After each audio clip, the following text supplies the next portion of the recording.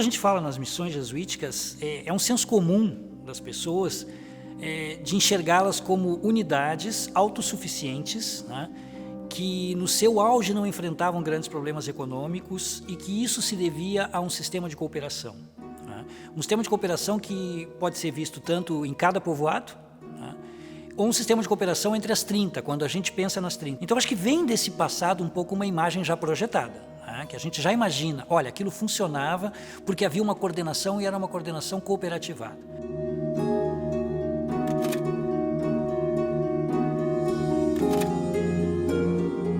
Se instalou a primeira redução aqui no Rio Grande do Sul. E assim eles perduraram até quando se suprimiu a companhia. Por pressão das casas reais de Portugal, de Espanha e da França, fizeram pressão junto ao Papa para que suprimisse a companhia. Tudo isso desapareceu de uma hora para outra com a expulsão dos jesuítas.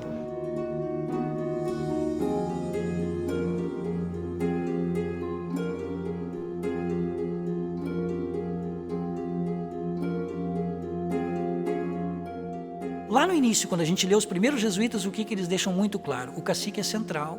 Essa figura que traz o seu coletivo, traz a sua família extensa para uma proposta nova que é deixar as suas terras originais e se reduzir, daí a palavra redução, né?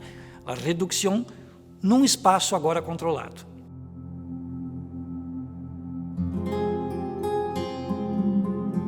As reduções eram construídas sempre em lugar alto, perto de um rio, onde pudesse ter visibilidade do inimigo que viesse a roubar os indígenas.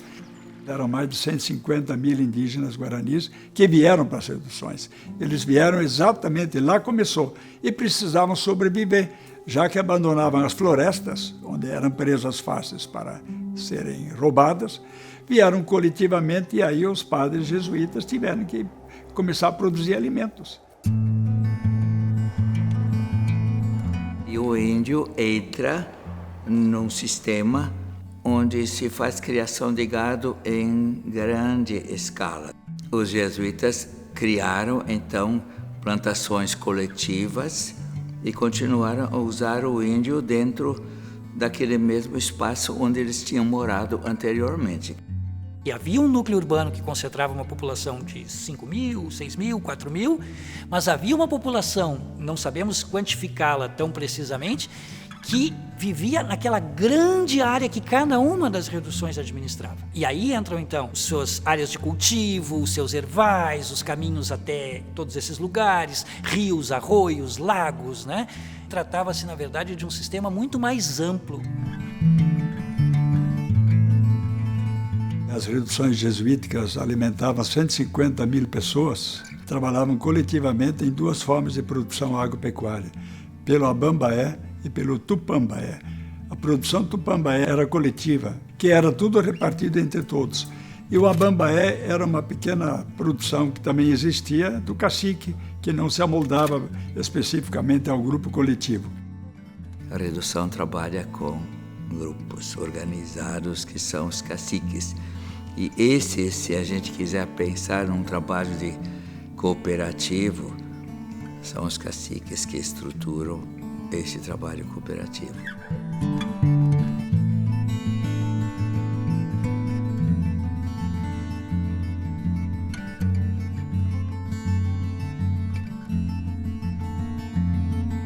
Em 1844, Oliac escreve que eles também na Inglaterra formariam colônias indígenas, tais quais existiam nas reduções jesuíticas. Eles confessaram, portanto, que anterior a 1844, em 1629, no Brasil, já existiam formas coletivas de produção coletiva, de alimentação para todos, onde aqueles princípios cooperativos que os pioneiros rhodestelianos criaram prevaleciam na prática. A cooperativita foi a erva mate mesmo. A erva mate, naquela época tem muito gado, e daí a pele levava já lá para o Buenos Aires ou no Paraguai para fabricar um sapato. E a erva mate já importava daqui, de alimentação da plantação do milho, batata, abóbora e alguma frutífera.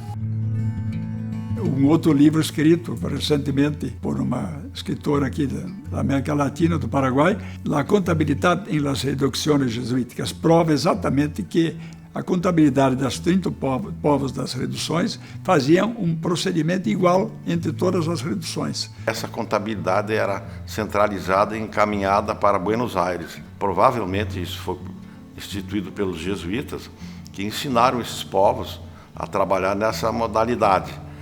Inclusive, os princípios cooperativos, que são 7, os nossos atuais, eram os mesmos 7 daquela época.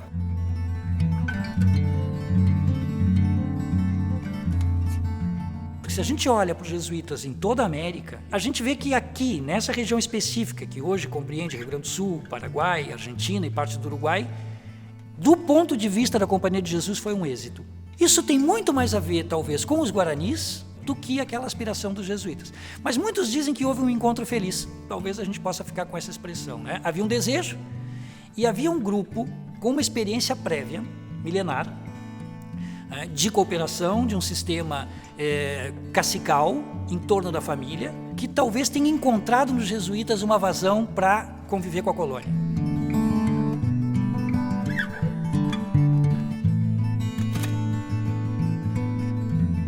A cultura que se desenvolveu aqui, unindo tecnologias e pensamentos ocidentais, com o modo de ser guarani, também com a sua peculiar cultura, e nessa mescla surgiu uma sociedade que serve de exemplo para nós.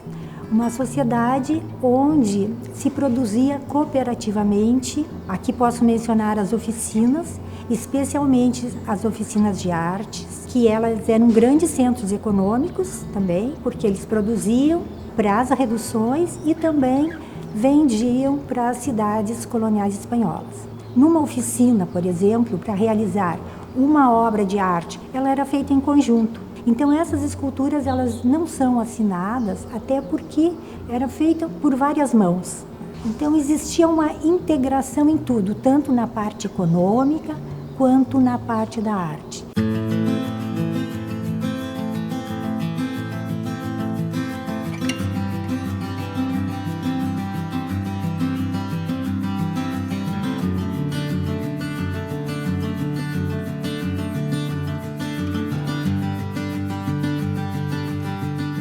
Então, quando você olha para essas missões, você projeta talvez um desejo contemporâneo nosso, né, que é possível existir um sistema harmônico, econômico, sem a exploração do homem pelo homem, né, onde haja uma certa solidariedade natural. Então, acho que essa ideia, a força, ela chega até nós. Uma ideia de resistir, uma ideia de sonhar que aquilo é possível. Por isso que se chama de uma utopia. Nos inspira esse modelo das reduções jesuíticas, exatamente continuarmos essa inspiração, essa doutrina, essa coletivização da produção da riqueza, essa socialização do voto por pessoa e não pelo capital, essa socialização da riqueza gerada pelo esforço, pelo trabalho de cada um.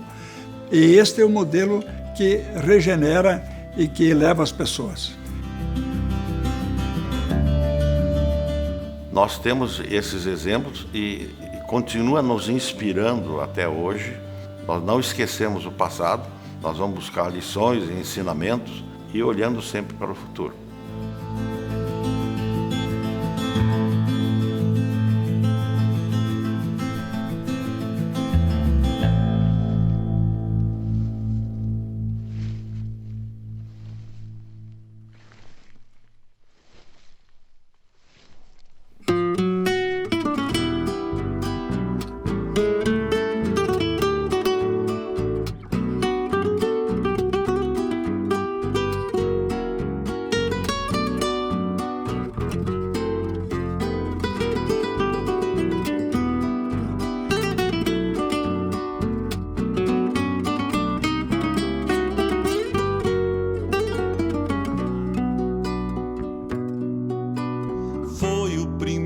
Batismo, benzendo os calos da mão.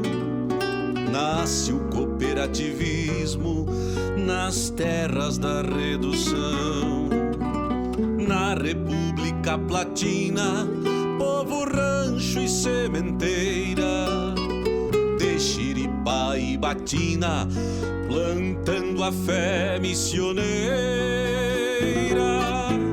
Direitos e obrigações, sistema Tupambaé, las cuentas de los pueblos, Buenos Aires, Santa Fe.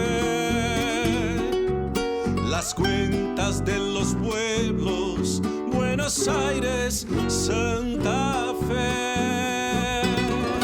América Chirúa, América, primeira cooperativa, encarnação de Itapúa. América Chirúa, América, primeira cooperativa, encarnação de Itapúa.